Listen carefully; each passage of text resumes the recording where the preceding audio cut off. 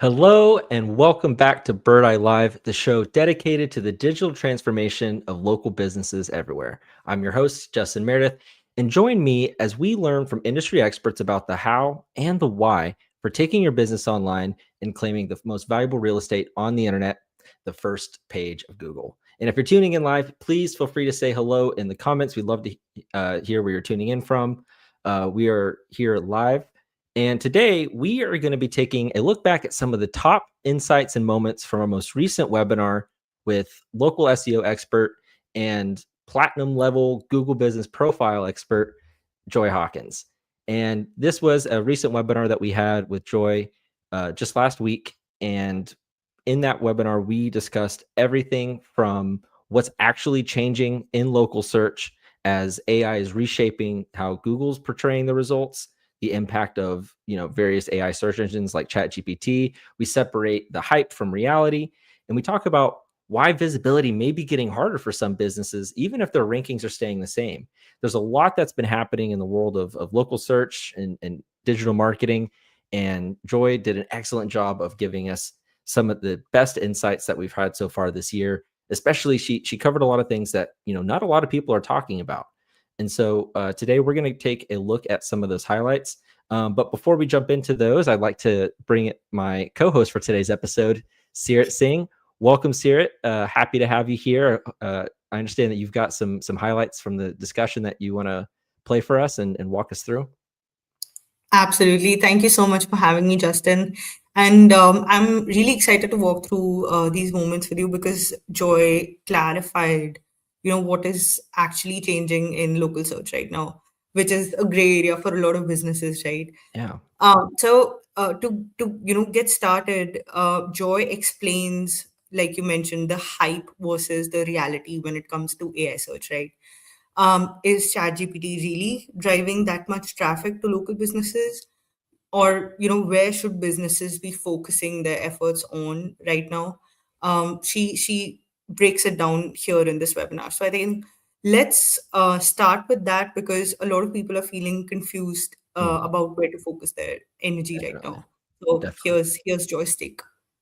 We are not seeing anyone that has even more than 1% of their traffic coming from ChatGPT. Like, it is so low. It is way less than Bing. Nobody ever cares about Bing. You don't hear businesses obsessing about the ranking there. So I would say that ChatGPT currently is not a contender for something to worry about at this point. And I think it's going to take them a while, even though they're growing really, really quickly. It's going to take a while before they get to the point where you need to really care about how you rank there. So, if you're thinking 5 to 10 years in the future, sure, like at some point it might be a contender for local search. But as of right now, it is not something you need to be worried about. What you should worry about is the AI changes that are happening on Google. So specifically talking about, I know we're going to talk a lot about today, is like the AI powered local packs. That's a big deal. How many ads Google has launched for small businesses this year? Huge deal. And I've got some numbers for that. And also AI mode, which is, very much in the air. Like Google did release some numbers, and I can't remember what they were, but the number of people using AI mode, they announced that recently at their financial earnings report and stuff. And it's not high yet, but it is. People are using AI mode, and that is very much a black box. I think that the average small business owner has no idea how to track. Yeah. And the breakdown that Joy gave us is really like what she's been seeing from her clients, especially, local businesses who have physical locations, is that they're not seeing a ton of traffic coming from ChatGPT. Now, the interesting thing is that she explained, as in a different part of the conversation, is that for her business, Sterling Sky, which is a B2B, an agency, they help with local marketing and SEO, they are getting a lot of traffic from ChatGPT, but her clients who are local businesses aren't. And I think that goes to show that there is a lot of nuance when it comes to the searcher's intent, depending on what they're looking for when it comes to like the information that they need.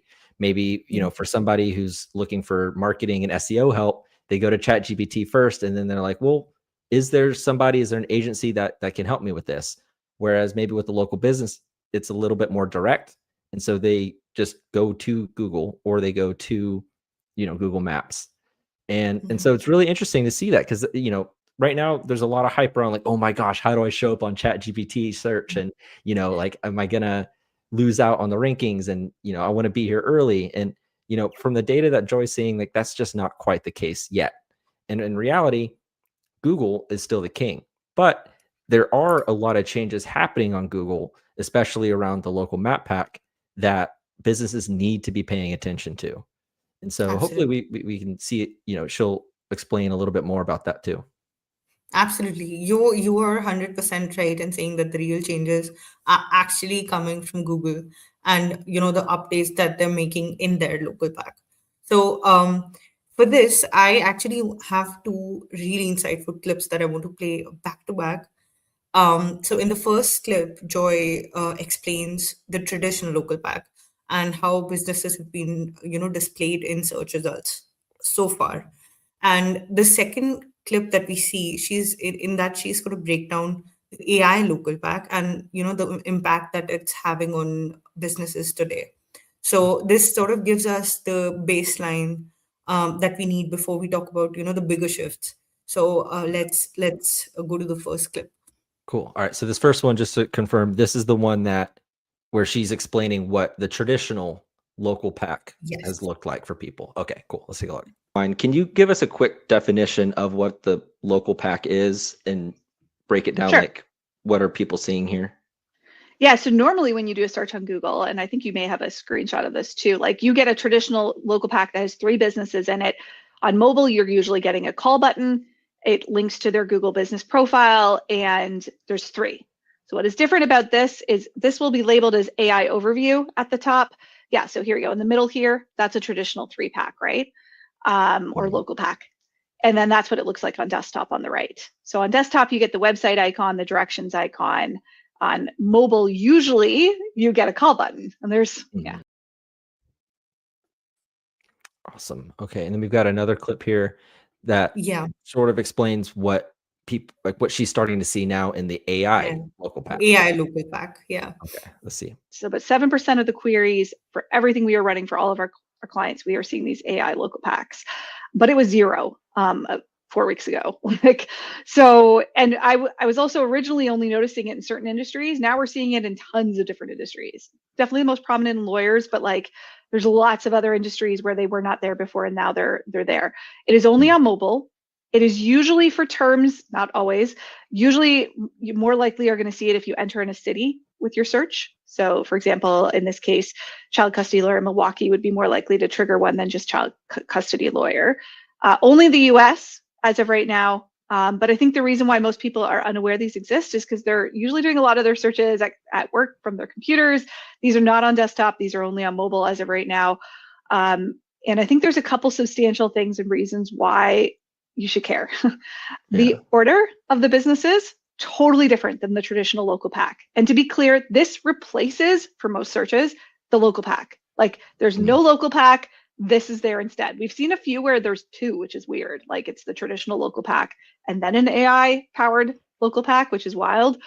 Why it's so substantial, I think there's a few things.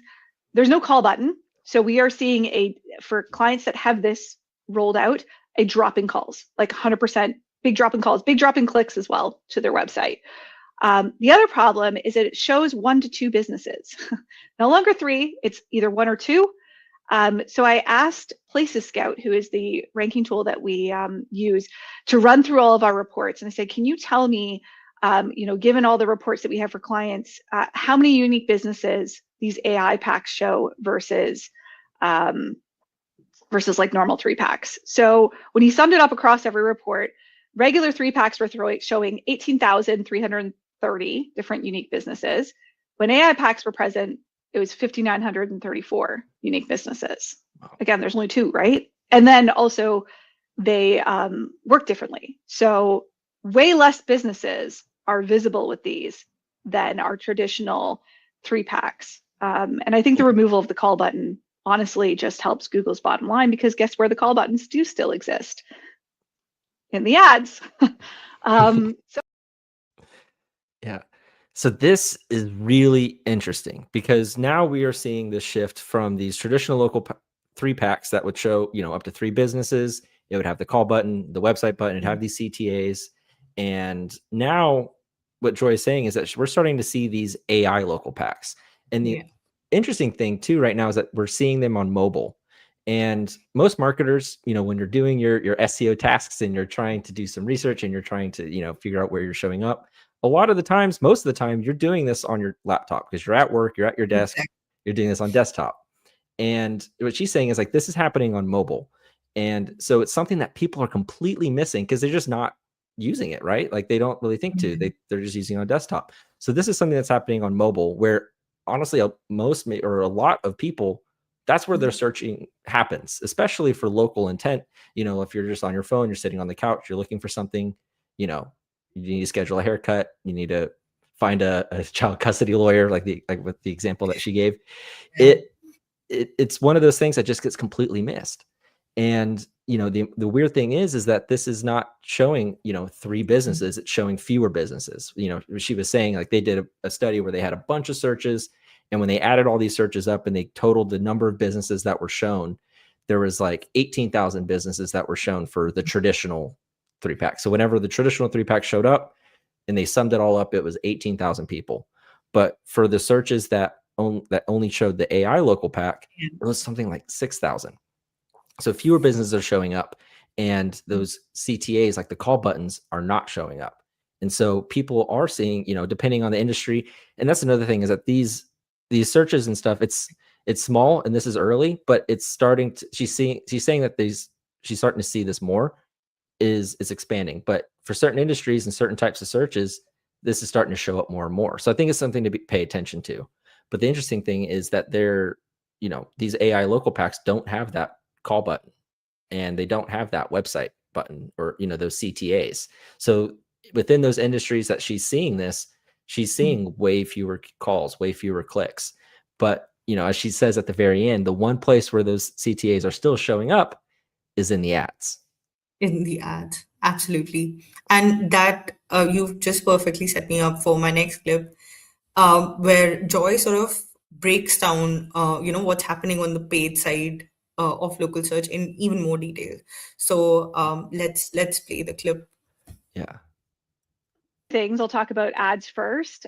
So ads is unfortunately, I think, going to become a necessary thing. It's becoming more play to play. I hate saying this. Like my team is like, I'm an SEO by heart. I do ads as well, but like it kind of kills me to say that, but I'm also a realist. And I'm like, if that's the direction Google's headed, okay, like why do they deserve to give us all free traffic? Like there's a part of me that understands the business side.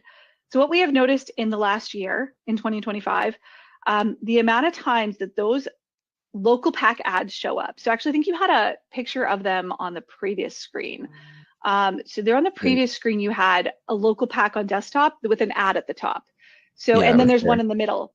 So those, I call them local pack ads. They are traditional ads. The amount of times that used to show up in a search result at the beginning of the year, based on all of our ranking reports, was like 1 to 3% of the time you would get a local pack ad. Currently, I believe it's like 17. Sorry, let me double check my numbers here. I think it's 17% that we're seeing them now, or wow, something like that. Like it's insane how much they have gone up in the last year. So that is the trend that like nobody's really talking about, like how much these are showing up. And that's a recent thing, like the last couple months. But it's been slow rollout throughout the year. But like there's this massive spike based on our ranking reports in October, November. So huge spike. Yeah. So really interesting stuff here is that right now, like Joy said, she's an SEO by heart. And the trends that she's seeing is that these ads are just kind of taking over. And if you do local searches for yourself right now, whether it's on desktop or mobile, you will see a ton of ads. In the discussion, we had some slides up and I was showing some screenshots from searches that I was doing on myself, like for myself on my phone and my desktop. And especially, depending on the industry and the types of service that you're searching, like on Google Maps, if you were to search like oil change near me, the first 3 results would be ads. You wouldn't see an organic result. And now there is something to it though, where when you scroll down past those ads a little bit, there were organic results. And sometimes those top 1 or 2 organic results would also be, paying for ads, and they would still be in that top spot. But it's one of those things right now where she's saying, like, in the short term, so we broke it down where the things you could be doing short term and things you could be doing long term. And in the short term, right now she's recommending, you look into these ads because that's really kind of the direction that things are headed. But, I've always likened paying for, paid ads as sort of like steroids, where you can go to the gym and pump yourself full of steroids and you can get really jacked really fast. But as soon as you stop doing the steroids, it all kind of falls off. Yeah. And, it's the same thing with like your organic visibility. It's like you can pay for yourself to get visible and you can do all these things, but you have to keep paying. You have to keep doing it in order to stay there at the top. Visible. And so, from on the flip side of that, the organic side, it's more like the traditional, just go to the gym every day, drink your protein shakes, hydrate, do these things so that the muscle and that strength stays. And so we talked a little bit about like the short-term stuff that that you can do to kind of help make sure that you're staying visible, and the long-term stuff, which is more the organic side. And so there's definitely some things that we could be, doing there. And so, Sierra, what does Joy suggest businesses do on that organic side? Absolutely. So there's this clip that I pulled, which gives us insight into a couple of tips that Joy has for businesses, what they can do, what they can focus on, as relates to their in relation to their organic presence. So this part is very helpful because Joy sort of pulls it back to what's actionable with everything changing. And it's easy for businesses to feel overwhelmed. So her advice is something that's very strategically doable for businesses. So let's hear her take. Yeah. Great. I mean, the reality is your Google business profile is still usually the main driver of leads for most small businesses, regardless of this change. Even if that number has shrunk, it's still number one. So I have not seen anything overtake that. So it is still important. It just, the sucky thing is that how many you're going to get from one single profile, one location, whatever, is shrinking, right? Because the visibility is shrinking. So how many you're getting from that is shrinking. So I have two recommendations that are not on the ad side. Other than running ads, I would say if you're going to focus on things, consider expanding your locations. We have some clients in this boat right now. They're pretty much maxed at their current location. They're never going to rank in more areas. They're ranking as well as they are going to. And so over time, what we expect is their leads are actually just going to go down, which really sucks. But these changes are kind of doing that. So our advice to them is like, have you considered opening another office? And this is something I advised for I saw there was a question about service area businesses. I have the same advice to service area businesses because they're often not thinking this way. They're like, oh, I work out of my home. I don't need additional locations. Like, no, if you're a service area business and you service 15 cities, like consider opening up offices in some of those cities, like small offices where you have like maybe one or two staff, nothing really crazy, because you're not going to rank there anyways if you don't have an office there, right? So that is something I'm suggesting to people, like consider adding another location. Because your current one is maxed. The other thing would be if there's an asset that I think is the most valuable thing a business owner has that they don't even necessarily have to buy SEO to get, it's the reviews. Those reviews are not only on Google's local pack, they're in the AI pack, they're in the ads, they're in both types of ads, local service ads and the regular sponsored ads, and they're also getting pulled into ChatGPT. So your Google reviews are like everywhere. ChatGPT used to be pulling in something else, and now they pretty much like solely for small business searches pull in Google reviews, which is wild considering they're like competitors. Yeah. And so I think these are two great tips. It's focusing on that Google business profile, making, especially making sure that you have those locations and your reviews, which I think was a really big key there. And she's right. Like your reviews are showing up everywhere. Like if you were to go into ChatGPT search and you were to search for a local business, pretty much every time they like the bot starts to respond, it's like XYZ is highly recommended by people, and it talks about the reviews that they've got. And if you do that same thing in Gemini or Google's AI mode, so not even in Gemini, but just AI mode on normal Google search, it always talks about like what other people are recommending when it comes to a business. And it's just one of those things where in this AI driven world, those real human authentic reviews are like gold. and they're getting pulled into everything. And so, if you're not, outside of the ad side, if you are outside of like the paid ad side and that sorts of thing, you can still strengthen your visibility and strengthen your chances of showing up on these places, with solid reviews and customer feedback. And so it's just one of those things that it's interesting because it's something that we've talked about for years now here at Birdeye, is that your reviews are important. And even as the technology changes and the environment and the landscape changes, that key component of like having quality reviews is still so important, and the importance is only getting bigger. And we're running close to our time today, and I highly encourage you guys to register for the webinar and check out the recording, because this was just a small snippet of the amazing advice that Joy gave. I mean, she talked about stuff to do on your website. She talked further into detail about Google Business Profiles and what you can do to optimize your presence there. It was just jam-packed. Like, see, I know we were working on the clips for this show, and there was so much that we could pull from it. We were like, we can't do this, or else it'll be another. Yeah. We turn it into another webinar. I mean, I completely agree. And I think with everything that's been going on, such an insight is incredibly important for marketers moving into 2026. So definitely recommend watching the entire webinar. Definitely. So with that being said, thank you guys so much for tuning in to Birdeye Live. We'll be back soon with more clips and more great insights from expert speakers. Be sure to register for the webinar. Be sure to follow us on LinkedIn, YouTube, Facebook, wherever you're watching this. The link to the webinar should be in the comments. And yeah, we'll see you in the next episode. Thanks.